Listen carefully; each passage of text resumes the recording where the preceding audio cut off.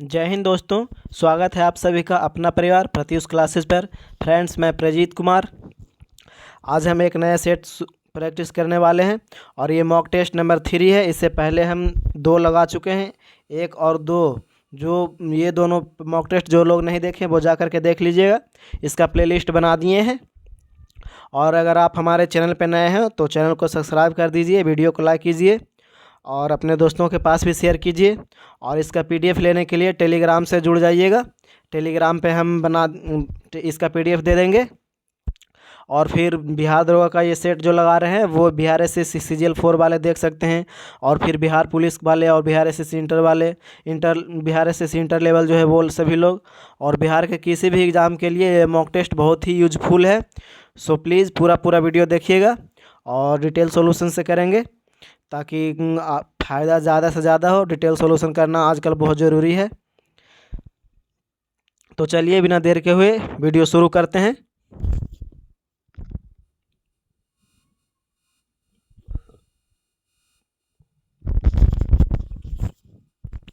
हाल ही में star fire algorithm का विकास किस भारतीय संस्थान ने किया है? तो इसका जो किया है वो रमन रिसर्च इंस्टीट्यूट। याद रखिएगा, ऑप्शन नंबर आंसर हो जाएगा इसका। ऑप्शन ए हो जाएगा इसका आंसर। अगला प्रश्न है, कारपोरेट ऋण बाजार विकास कोष की स्थापना करने की घोषणा हाल ही में किसने की है? तो ये सेबी हो जाएगा। ऑप्शन नंबर सी आंसर हो जाएगा इसका, सेबी। इसके बारे में और कुछ बता देते हैं। सेबी की स्थापना जो हुआ था वो हुआ था 12 अप्रैल 1988 को।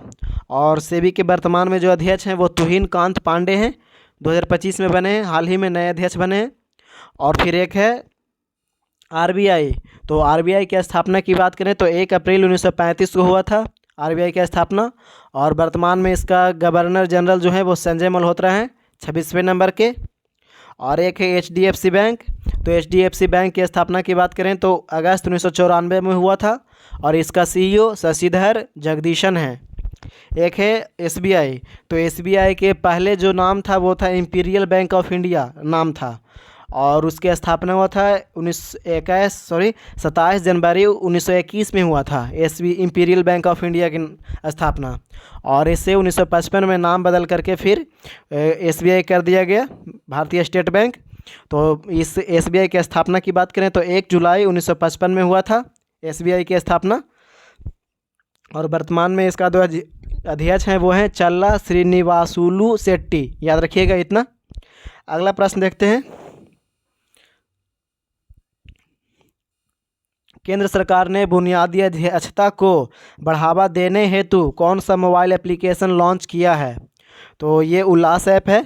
ऑप्शन नंबर बी आंसर हो जाएगा, उल्लास ऐप। अमेजन इंडिया ने हाल ही में देश के पहले लिफ्टिंग स्टोर का उद्घाटन कहाँ किया है? तो लिफ्टिंग स्टोर के उद्घाटन की बात करें तो ये डल झील हो जाएगा। ऑप्शन नंबर ए आंसर हो जाएगा, डल झील।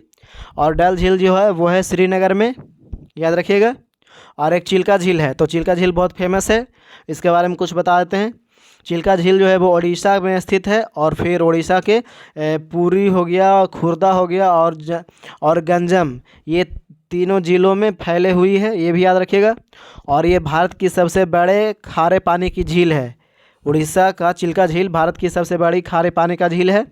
और ये उड़ीसा झील का जो है वो एशिया की सबसे बड़ी और दुनिया की दूसरी सबसे बड़ी लवणीय झील है, ये भी याद रखिएगा। और चिल्का झील दया नदी के मुहाने पर स्थित है, ये भी याद रखिएगा। एक है अष्टमुद्दी झील। तो अष्टमुद्दी झील की बात करें तो ये झील है वो केरल के कोल्लम ज़िले में स्थित है, अष्टमुद्दी झील। और ये केरल के सबसे ज़्यादा देखी जाने वाली अप्रवाही झील है, ये भी याद रखिएगा। और एक है राजसमंद झील। तो राजसमंद झील की बात करें तो ये राजस्थान में है, याद रखिएगा। और फिर ये गोमती नदी हो गया, केवला नदी हो गया और फिर ताली नदी, ये तीनों नदियों पर बना हुआ है राजसमंद झील। अगला प्रश्न है, राष्ट्रपति द्रौपदी मुर्मू ने डिवाइन लाइट हाउस की आधारशिला कहाँ रखी है? तो डिवाइन लाइट की हाउस की आधारशिला की बात करें तो ये उड़ीसा में रखे हैं। ऑप्शन नंबर ए आंसर हो जाएगा, उड़ीसा। अगला प्रश्न देखते हैं, 1959 में भारत की केंद्र सरकार को भारत के संविधान के किस अनुच्छेद के तहत केरल में शासन अपने हाथ में ले लिया था? तो ये जो लिए थे वो लिए थे अनुच्छेद 356 के तहत। ऑप्शन नंबर डी आंसर हो जाएगा अनुच्छेद 356। और अनुच्छेद इसके बारे में अब कुछ बताते हैं, जैसे कि अनुच्छेद 352 हो गया। तो अनुच्छेद 352 में राष्ट्रपति देश में आपातकाल की घोषणा कर सकते हैं, मतलब राष्ट्रीय आपातकाल है, ये याद रखिएगा आपातकाल अनुच्छेद 352 में। अनुच्छेद 360 हो गया, तो 360 में जो है वो राष्ट्रपति वित्तीय आपातकाल की घोषणा करते हैं, ये याद रखिएगा। और अनुच्छेद 349 हो गया, तो 349 के मुताबिक ही भाषा से जुड़ी कुछ कानूनों को अधिनियमित करने के लिए विशेष प्रक्रिया है, ये याद रखिएगा। और अनुच्छेद 356 तो बता ही दिए कि राज्यसभा में मतलब वहाँ जो शासन करते हैं वो राष्ट्रपति, और राज्य के संवैधानिक प्रावधानों के अनुसार काम करने में असमर्थ है राज्य, तो फिर यहाँ पे फिर अपनाई जाती है, याद रखिएगा। राज्य का जो केंद्र सरकार जो है वो राज्य मशीनरी पर नियंत्रण कर सकती है, ये याद रखिएगा। इसका आंसर ऑप्शन नंबर डी हो जाएगा, याद रखिएगा। अगला प्रश्न है, निम्नलिखित में से कौन सा राज्य सूरजमुखी की खेती में अग्रणी है? तो सूरजमुखी की खेती की बात करें तो ये जो अग्रणी है वो है कर्नाटक राज्य। ऑप्शन नंबर सी आंसर हो जाएगा कर्नाटक। और इसके बारे में कुछ बताते हैं, जैसे कि कर्नाटक भारत में अग्रणी राज्य है, तो वो मक्का के लिए फिर है, सबसे ज़्यादा उत्पादन होता है मक्का का फसल। फिर कॉफ़ी हो गया कर्नाटक में ही। और एक है यूपी उत्तर प्रदेश, तो उत्तर प्रदेश में गन्ना हो गया, दूध हो गया, गेहूँ, आलू, ये सभी यूपी में, उत्तर प्रदेश में सबसे ज़्यादा उगता है, फसल होता है। और एक राजस्थान है, तो सभी तिलहन जो है वो राजस्थान में होता है, याद रखिएगा, कुल तिलहन। और एक है पंजाब, बस पंजाब के बारे में नहीं तो कुछ है। चलिए अगला प्रश्न देख लेते हैं। एक है एंजाइम लिंक्ड इम्यूनोसोर्बेंट ऐसे एक ऐसी तकनीक है जिसका उपयोग निम्नलिखित में से किस बीमारी का पता लगाने के लिए किया जाता है? तो इसका जो पता लगाने के लिए किया जाता है वो है acquired immunodeficiency syndrome, AIDS. Option number D answer हो जाएगा, एड्स हो जाएगा। और फिर विश्व एड्स दिवस 1 दिसंबर को मनाया जाता है, याद रखिएगा, 1 दिसंबर। अगला प्रश्न देखते हैं।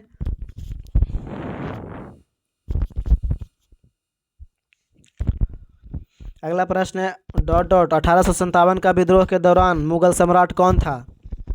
तो 1857 के विद्रोह की बात करें तो ये बहादुर शाह जफर द्वितीय थे, याद रखिएगा। ऑप्शन नंबर बी आंसर हो जाएगा। अगला प्रश्न है, एलोरा की गुफाओं में कितने मठ और मंदिर हैं? तो एलोरा की गुफाओं में 34 है, याद रखिएगा। ऑप्शन नंबर सी आंसर हो जाएगा 34। और कुछ इसके बारे में बताते हैं, जैसे कि इसमें 12 बौद्ध गुफाएं हैं, 1 से लेकर के 12 तक। उसके बाद 17 हिंदू गुफाएं हैं, तो 13 से लेकर के 29 तक हिंदू गुफाएं हो जाएंगे। और 5 जो है वो जैन गुफाएं हैं, तो 30 से लेकर के 34 तक जैन गुफाएं हो जाएंगे, याद रखिएगा। अगला प्रश्न देखते हैं। अगला प्रश्न है, वीडियो अच्छा लग रहा है तो वीडियो को लाइक कीजिए और चैनल को सब्सक्राइब कीजिए और अपने दोस्तों के पास भी शेयर कीजिए। Please support my channel. निम्न में से कौन सा संगठन अर्थ विज्ञान में नोबेल मेमोरियल पुरस्कार प्रदान करता है? तो इसका जो आंसर हो जाएगा वो हो जाएगा option number C, the royal Swedish academy of sciences. Option number C answer हो जाएगा इसका। और वहीं नोबेल पुरस्कार से बात करें तो ये 1901 से दिया जा रहा है, 10 दिसंबर को हर एक साल दिया जाता है, प्रत्येक साल 10 दिसंबर को। और अल्फ्रेड नोबेल के सम्मान में ये दिया जाता है।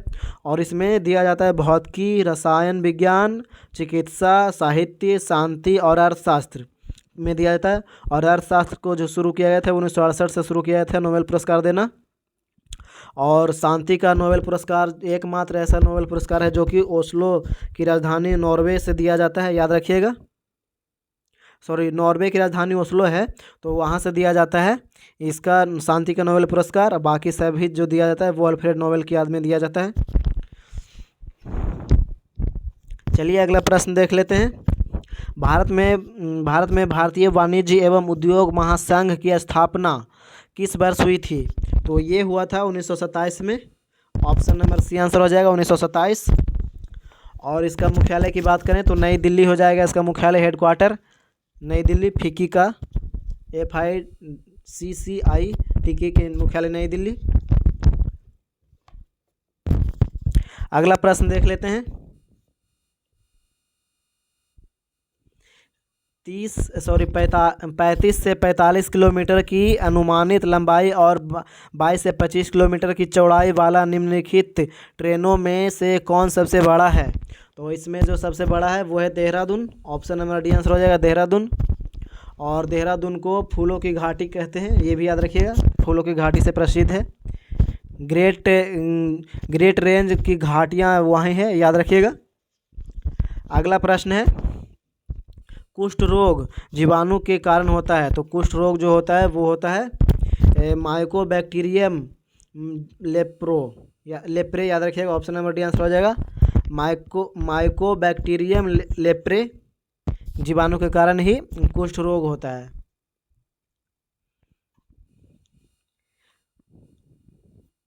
1832 में दामिन ए कोह 1832 में दामिन ए कोह के रूप में सीमांकित भूमि का एक बड़ा क्षेत्र की भूमि के रूप में घोषित किया गया था। तो ये जो किया गया था वो किया गया था संथालों द्वारा। ऑप्शन नंबर डी आंसर हो जाएगा संथालों द्वारा। निम्नलिखित में से कौन सा कंप्यूटर का आउटपुट डिवाइस है? तो कंप्यूटर का आउटपुट डिवाइस जो है वो प्लॉटर है। ऑप्शन नंबर बी हो जाएगा इसका, बी आंसर हो जाएगा प्लॉटर। सरदार सरोवर बांध किस राज्य में किस नदी पर स्थित है? तो सरदार सरोवर बांध की बात करें तो ये हो जाएगा सरदार सरोवर बांध गुजरात, यह हो जाएगा। ऑप्शन नंबर बी हो जाएगा, नर्मदा नदी पर है, याद रखिएगा।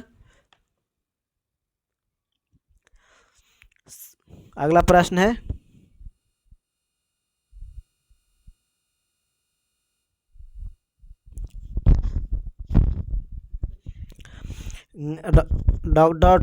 डॉट फाइल एक्सटेंशन वाली एक फाइल वर्ड ओपन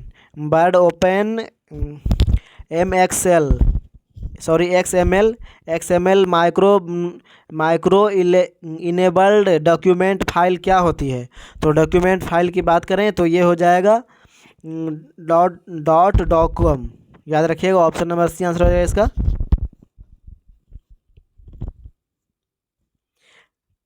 डॉट पहले व्यक्ति थे जिन्होंने कोशिकाओं की खोज की थी। तो ये जो थे वो थे Robert Hooke. Option number B answer हो जाएगा, रॉबर्ट हुक थे पहले व्यक्ति। और इसका खोज जो किए थे 1665 में, याद रखिएगा। फोडोंग मठ कहाँ स्थित है?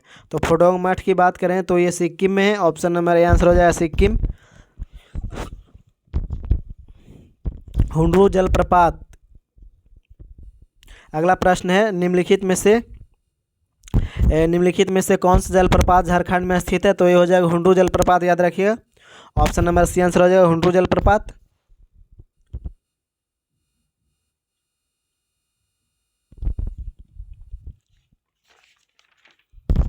और एक प्रश्न है, भारत का पहला फायर पार्क जनवरी 1921 में स्थापित किया गया। तो ये किया गया था भुवनेश्वर में। ऑप्शन नंबर आंसर हो जाएगा इसका भुवनेश्वर। अगला प्रश्न है, निम्न में से कौन सा सूत्र मौद्रिक और तरलता राशियों के लिए सही नहीं है? नहीं के बारे में बोल रहा है। तो इसका आंसर जो हो जाएगा वो हो जाएगा ऑप्शन नंबर डी हो जाएगा, याद रखिएगा। Option number D. Manitombi Singh Manipur के कौन से खेल के खिलाड़ी हैं? तो ये हो जाएंगे football. Option number B answer हो जाएगा। कौन से खिलाड़ी किस खेल से संबंधित है, ये प्रश्न पूछा जाता है, तो याद रखिएगा। इसका एक टॉपिक ला देंगे, आप लोग देख लीजिएगा। राज्य लोक सेवा आयोग के अध्यक्ष का कार्यकाल कितना होता है? तो राज्य लोक सेवा आयोग के अध्यक्ष की बात करें तो ये हो जाएगा 6 वर्ष या 65 वर्ष, सॉरी 6 वर्ष या 62 की आयु जो पहले हो वो हो जाएगा। और इसका अनुच्छेद की बात करें तो अनुच्छेद 316 के 2 में स्थित है, ये वर्णन है इसका। निम्नलिखित में से कौन सा अनुच्छेद, निम्नलिखित में से क्या खाद्य और जल प्रदूषण का कारण नहीं है? तो खाद्य और जल प्रदूषण के कारण की बात करें तो ये हो जाएगा आवारा जानवरों द्वारा काटना। ऑप्शन नंबर सी आंसर हो जाएगा इसका।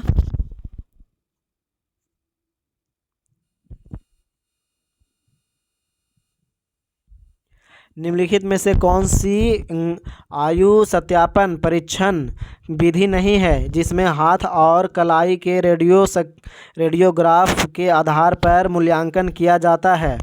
तो इसका जो आंसर हो जाएगा वो हो जाएगा ग्रीवा कशेरुक परिपक्वता विधि। ऑप्शन नंबर सी आंसर हो जाएगा इसका। भारतीय संविधान के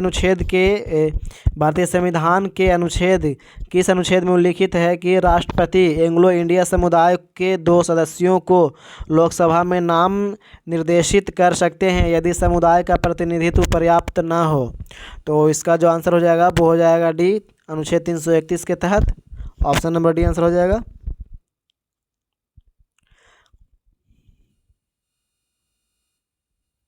निम्नलिखित में से किस वर्ष में राष्ट्रीय जूट नीति का सूत्रीकरण किया गया था? इसका उद्देश्य उत्पादकता में वृद्धि, गुणवत्ता में सुधार, जूट किसानों को अच्छी कीमत सुनिश्चित करना और प्रति हेक्टेयर उपज में वृद्धि करना था। तो इसका जो आंसर हो जाएगा वो हो जाएगा 1905। ऑप्शन नंबर बी आंसर हो जाएगा, राष्ट्रीय पर्यटन नीति के तहत, याद रखिएगा।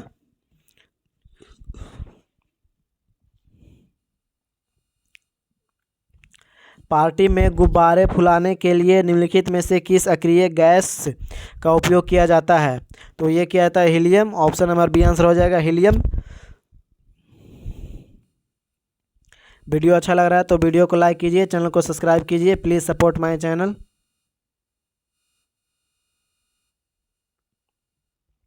प्रथम राष्ट्रमंडल खेलों का आयोजन इनमें से किस वर्ष में किया गया था?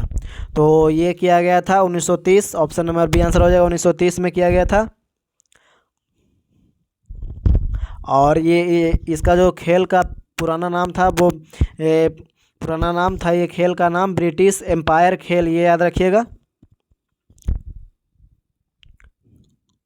अगला प्रश्न है, निम्नलिखित में से किस महासागर का सबसे गहरा बिंदु जावा गर्त है? तो सबसे गहरा बिंदु जावा गर्त की बात करें तो ये हो जाएगा ऑप्शन नंबर सी, हिंद महासागर। ये हिंद महासागर में। प्रशांत महासागर की बात करें तो ये हो जाएगा मरियाना गर्त प्रशांत महासागर में। तो इसका आंसर ऑप्शन नंबर सी हो जाएगा।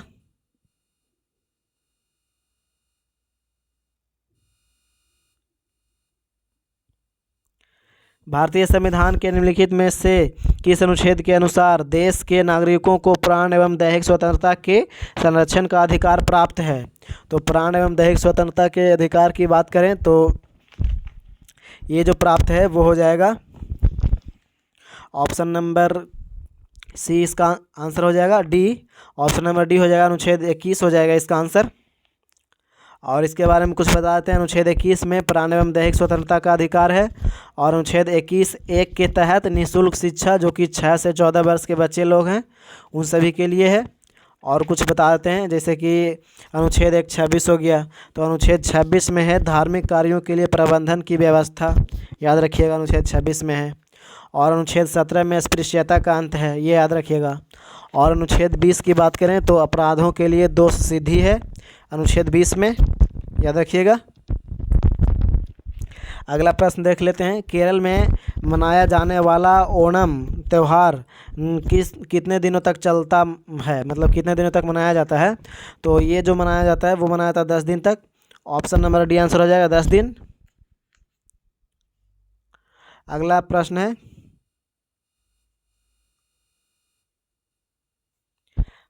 बनारस के इनमें से किस राजा को 1781 में वारेन हेस्टिंग्स द्वारा गिरफ्तार किया गया था? तो बनारस के किस राजा को किया गया था? तो ये चेत थे, याद रखिएगा, Chet Singh. Option number B answer हो जाएगा। जब रक्त प्रवाह में कैल्शियम की मात्रा अधिक हो जाती है तो मनुष्यों में निम्नलिखित में से किस ग्रंथ द्वारा कैल्सीटोनिन हार्मोन का स्राव होता है? तो ये जो होता है वो होता है thyroid. Option number A answer हो जाएगा इसका, थायराइड के द्वारा। अगला प्रश्न है, निम्नलिखित में से किस वर्ष गांधी इरविन समझौते पर हस्ताक्षर किए गए थे? तो ये किया गया था 5 मार्च 1931 को, याद रखिएगा। ऑप्शन नंबर डी आंसर हो जाएगा 5 मार्च 1931।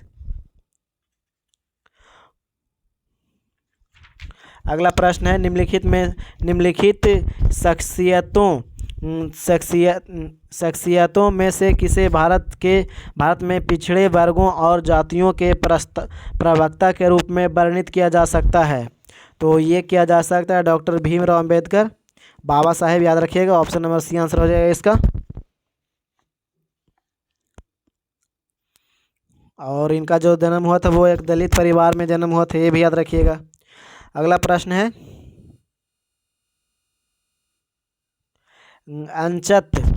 अचंत शरत कमल, यहाँ पे अंचल शरत कमल होना चाहिए, नाम गलत दिया हुआ है। अंचल शरत कमल एक भारतीय पेशेवर खिलाड़ी हैं, तो कौन से खिलाड़ी से संबंधित है? तो ये जो संबंधित है वो हैं टेबल टेनिस से। ऑप्शन नंबर बी आंसर हो जाएगा, टेबल टेनिस। अगला प्रश्न है,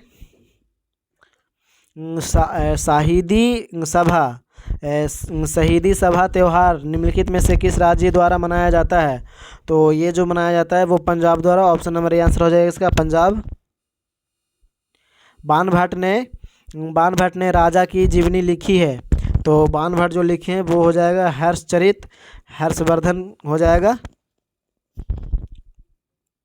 ऑप्शन नंबर बी आंसर हो जाएगा।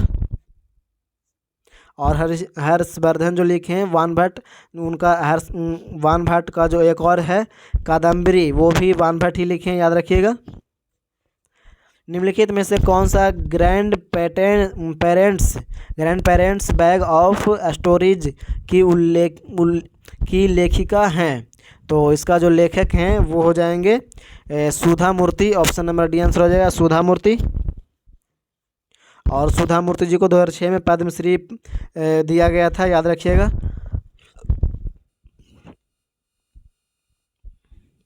भारत में किस निर्जन द्वीप में एक पक्षी अभयारण्य स्थित है? तो ये हो जाएगा पिट्टी द्वीप। ऑप्शन नंबर ए आंसर हो जाएगा, पिट्टी द्वीप। भारतीय नेपोलियन के नाम से आमतौर पर कौन हिंदू राजा विख्यात हैं? तो कौन हिंदू राजा विख्यात है? तो वो हो जाएगा Samudragupta. Option number A answer हो जाएगा, समुद्रगुप्त। निम्नलिखित में से कौन सा कथन भारतीय घुड़सवार का प्राकृतिक आवास है? तो प्राकृतिक आवास की बात करें तो ये हो जाएगा लघु Kutch Rann. Option number A answer हो जाएगा, लघु कच्छ रण। स्वर्ण जयंती ग्राम स्वराज योजना, स्वरोजगार योजना किस वर्ष शुरू किया गया था? तो स्वर्ण जयंती ग्राम स्वराज योजना की बात करें तो ये किया गया था 1999 में। ऑप्शन नंबर डी आंसर हो जाएगा। सालार जंग संग्रहालय किस राज्य में स्थित है? कौन सा शहर में स्थित है? तो सालारगंज की बात करें, सालार जंग संग्रहालय की बात करें तो ये हो जाएगा हैदराबाद में स्थित है। ऑप्शन नंबर ए आंसर हो जाएगा इसका, हैदराबाद। और इसकी स्थापना जो हुआ था वो हुआ था 16 दिसंबर 1951 को, याद रखिएगा, 16 दिसंबर 1951। निम्नलिखित में से किस संवैधानिक संशोधन अधिनियम के तहत संवैधानिक संशोधन विधेयक के लिए उपराष्ट्रपति को अपनी सहमति देना अनिवार्य कर दिया गया था? तो ये किया गया था 42वें संविधान संशोधन 24वें हो जाएगा। ऑप्शन नंबर सी आंसर हो जाएगा, 24वें संविधान संशोधन अधिनियम 1971 में, याद रखिएगा। ऑप्शन नंबर सी आंसर हो जाएगा।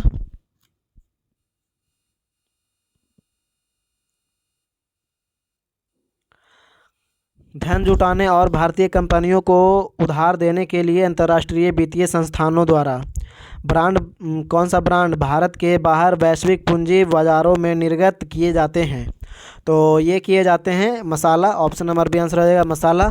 और मसाला वैसे भी विश्व में सबसे ज़्यादा अग्रणी उत्पादन करता है भारत में ही होता है।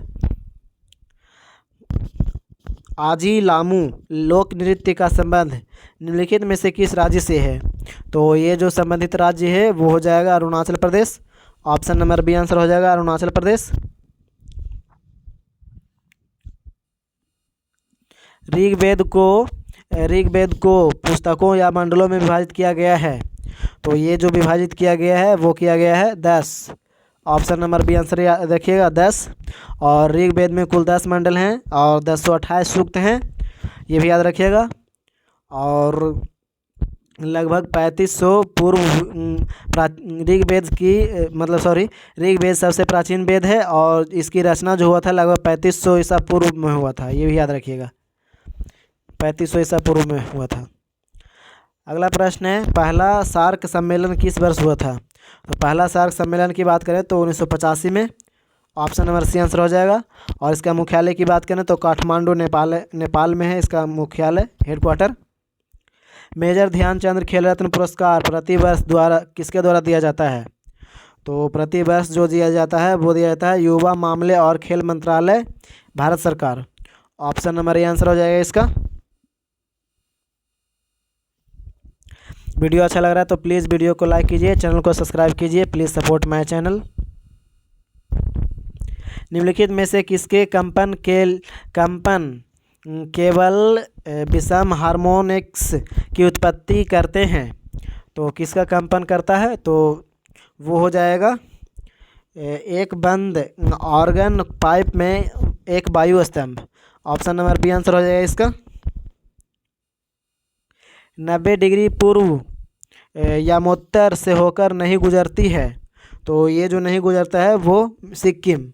ऑप्शन नंबर सी आंसर हो जाएगा सिक्किम।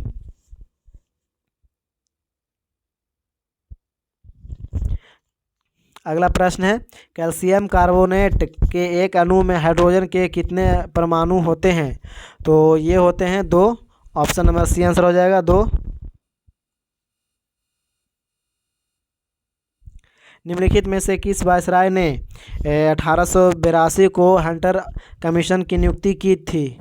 तो ये किए थे Lord Ripon. Option number C answer हो जाएगा लॉर्ड रिपन। और लॉर्ड रिपन से प्रश्न आया है तो इसके बारे में कुछ बता देते हैं लॉर्ड रिपन के बारे में।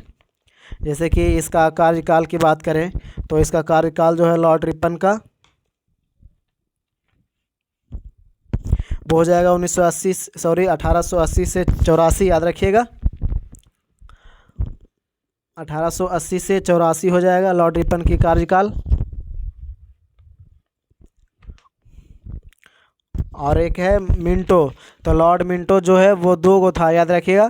तो लॉर्ड मिंटो फर्स्ट का जो कार्यकाल था, लॉर्ड मिंटो फर्स्ट का 1807 से 1813। और लॉर्ड मिंटो सेकेंड द्वितीय का जो कार्यकाल था 1905 से 1910।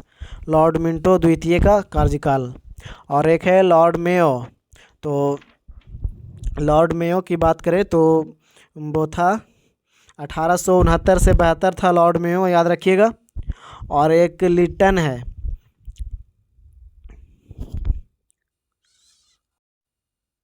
तो लिटन की बात करें तो ये लिटन जो था 1876 से 1880 था, याद रखिएगा लिटन। चलिए अगला प्रश्न देख लेते हैं। ग्रीक मूल शब्द इलेक्ट्रॉन का अर्थ क्या है? तो इलेक्ट्रॉन का जो अर्थ हो जाएगा वो हो जाएगा अंबर। ऑप्शन नंबर डी आंसर हो जाएगा इसका, अंबर। निम्न में से कौन ऐसा एकमात्र भारतीय बैडमिंटन खिलाड़ी है जिसने ग्रीष्मकालीन ओलंपिक खेलों में रजत पदक जीता है? तो ये हो जाएंगे PV Sindhu. Option number C answer हो जाएगा इसका, पीवी सिंधु। संयुक्त राष्ट्र के सतत विकास लक्ष्यों के संदर्भ में निम्न में से कौन सा SDG 10 है? तो इस SDG 10 की बात करें तो ये हो जाएगा असमानताओं में कमी। ऑप्शन नंबर डी आंसर हो जाए इसका, ऑप्शन डी। विश्व व्यापार संगठन का मुख्यालय कहाँ स्थित है? तो विश्व व्यापार संगठन की बात करें तो ये जिनेवा में है। ऑप्शन नंबर बी आंसर हो जाएगा। और इसका जो स्थापना हुआ था 1995 में हुआ था विश्व व्यापार संगठन की स्थापना, WTO। और इसमें वर्तमान में कुल 164 सदस्य देश हैं। निम्नलिखित में से कौन सा शब्द मानव हृदय की शारीरिक रचना से संबंधित है? तो शारीरिक रचना से संबंधित की बात करें तो ये हो जाएगा महाधमनी। ऑप्शन नंबर डी आंसर हो जाएगा महाधमनी, एओर्टा। भारत का राष्ट्रगान जन गण मन पहली बार भारतीय राष्ट्रीय कांग्रेस के अधिवेशन में गाया गया था। तो ये गाया गया था 1947 से कलकत्ता अधिवेशन में गाया गया था। ऑप्शन नंबर सी आंसर हो जाएगा इसका, कलकत्ता अधिवेशन में। और ये गाया गया था 27 दिसंबर 1911 को, ये भी याद रखिएगा। चलिए अगला प्रश्न देख लेते हैं। अगला प्रश्न है, बांग्लादेश ... से पाकिस्तान हिस्सा था तो 1947 से 1971 तक था। ऑप्शन नंबर सी आंसर हो जाएगा इसका, 1947 से 1971 तक।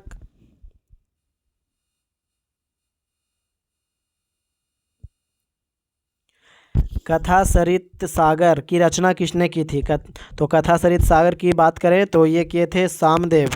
ऑप्शन नंबर डी आंसर है सामदेव। अश्व शक्ति लगभग कितने वाट के बराबर होता है? तो एक अश्व शक्ति जो होता है 746 वाट। ऑप्शन नंबर सी आंसर हो जाएगा 146 वाट, एक अश्व शक्ति बराबर।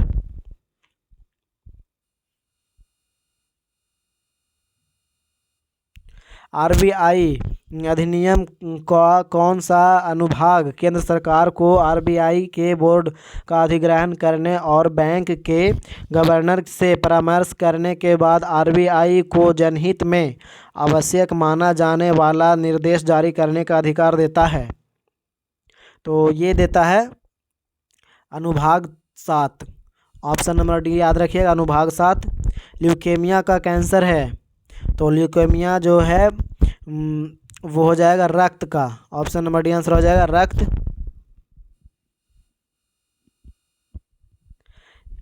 इतिमाद उद दौला का मकबरा जिसमें पिट्रा ड्यूरा के साथ सजावट की गई है कहाँ स्थित है? तो ये जो स्थित है वो है आगरा में। ऑप्शन नंबर बी आंसर हो जाएगा आगरा। अगला प्रश्न है, शैवाल के वर्गीकरण के संबंध में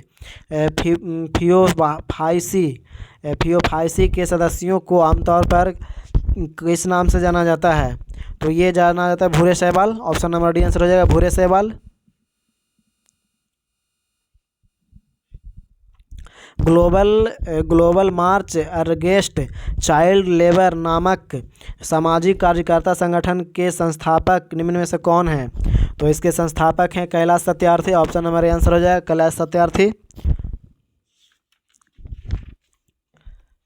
अगला प्रश्न देख लेते हैं, दो क्रमागत अमावस्याओं के बीच की अनुमानित अवधि क्या है, कितने दिनों की होती है? तो ये होता है 29.5। ऑप्शन नंबर सी आंसर हो जाएगा इसका।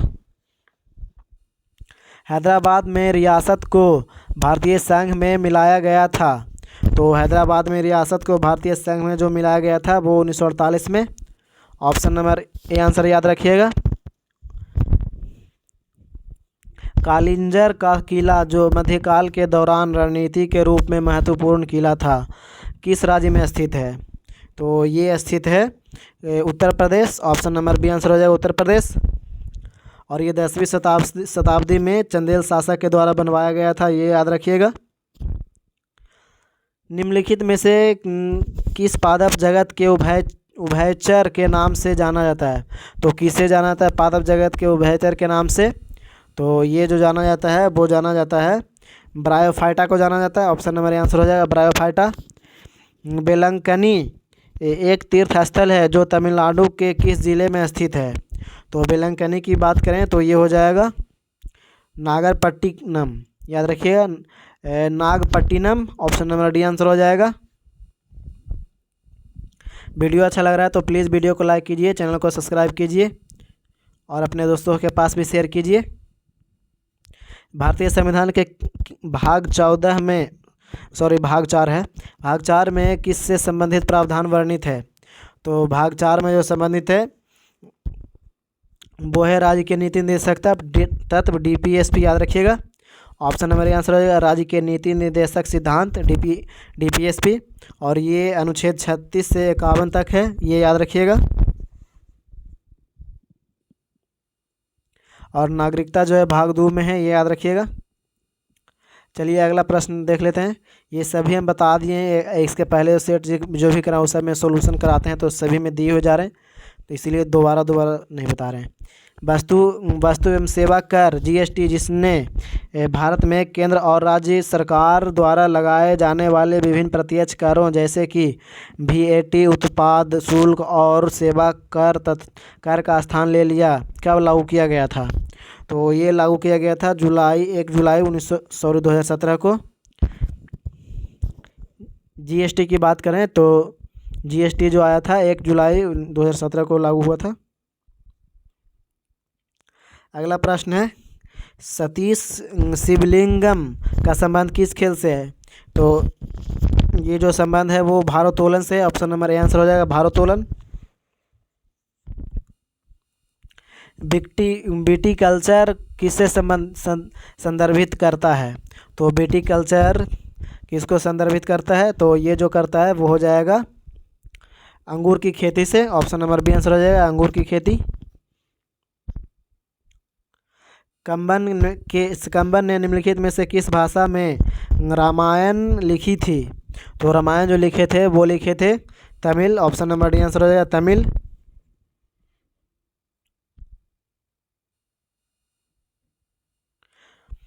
शुक्र ग्रह के कितने प्राकृतिक उपग्रह हैं? तो ये 0 हो जाएगा। ऑप्शन नंबर डी आंसर है शुक्र और बुध को कोई उपग्रह नहीं है, और इसे वेनस भी कहते हैं शुक्र ग्रह को, और सांझ का तारा भोर का तारा शुक्र ग्रह को ही कहते हैं।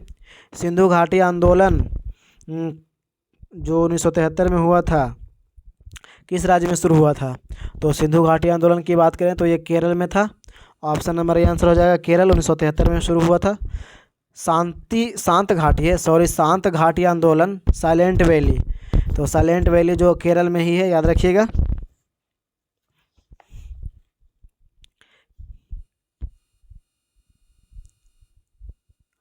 बादल रहित दिन में एक खुले मैदान में खड़े होने पर किस समय आपकी परछाई सबसे छोटी बनेगी?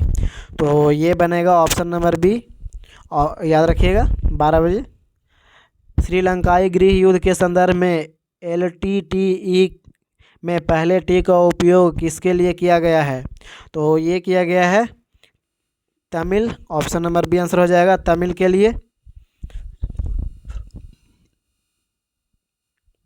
निम्न में से कौन सा हाइड्रोकार्बन का एक प्राकृतिक स्रोत नहीं है?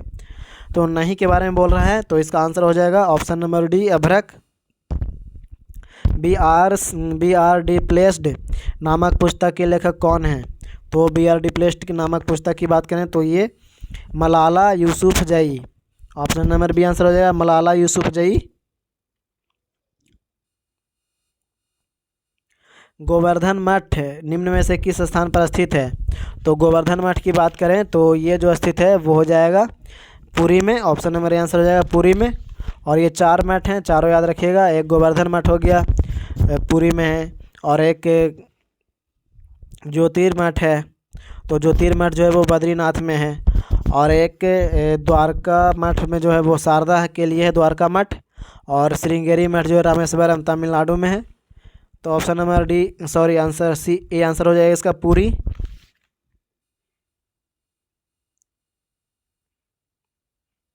निम्नलिखित में से कौन सा संगठन आर्थिक स्वतंत्रता सूचकांक जारी करता है? तो ये जो जारी करता है वो करता है Heritage Foundation. Option number C answer हो जाएगा हेरिटेज फाउंडेशन। टाटा और हेरिटेज फाउंडेशन की स्थापना की बात करें तो ये हुआ था 1973 में, याद रखिएगा। अगला प्रश्न है Tata iron and steel company TISCO निम्न में से किस स्थान पर स्थित है? तो ये जो स्थित है वो स्थित है जमशेदपुर। ऑप्शन नंबर आंसर हो जाएगा जमशेदपुर, याद रखिएगा। और ये जमशेदजी टाटा के द्वारा किया गया था। इसका स्थापना 26 अगस्त 1907 को हुआ था, याद रखिएगा।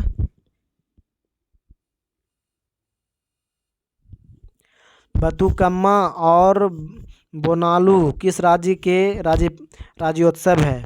तो कौन सा राज्य के राज्योत्सव है? तो ये है Telangana. Option number D answer हो जाएगा तेलंगाना हो जाएगा इसका। भारत के संविधान के निम्न अनुच्छेदों में से कौन सा अनुच्छेद कारखानों आदि में बच्चों द्वारा काम करने पर प्रतिबंध लगाया गया है? तो ये लगाया गया अनुच्छेद 24 के तहत। ऑप्शन नंबर आंसर हो जाएगा अनुच्छेद 24, याद रखिएगा।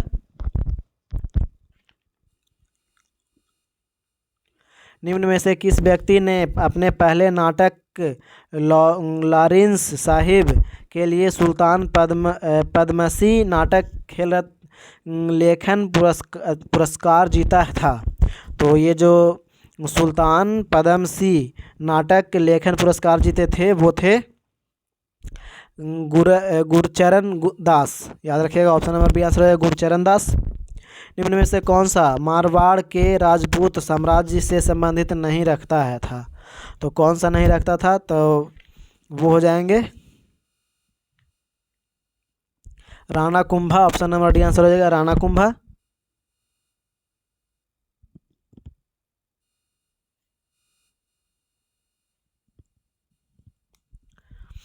अगला प्रश्न है, और वहीं राणा कुंभा के जन्म की बात करें तो 1403 में हुआ था, चित्तौड़ में, याद रखिएगा चित्तौड़ में। और फिर अगला प्रश्न है, किसी व्यक्ति के लिए फर्श से पेंसिल उठाने जैसी गतिविधियों को संभव करने के कार्य में मस्तिष्क का कौन सा भाग सहायता करता है? तो ये जो करता है वो है अनुमस्तिष्क, सेरिबेलम, याद रखिएगा। ऑप्शन नंबर आंसर हो जाएगा सेरिबेलम। अगला अब है मैथ, तो इसका हम आंसर बताते हैं। 96 का आंसर डी हो जाएगा, याद रखिएगा डी। 97 का आंसर हो जाएगा ऑप्शन नंबर ए। 98 का आंसर हो जाएगा ऑप्शन नंबर डी।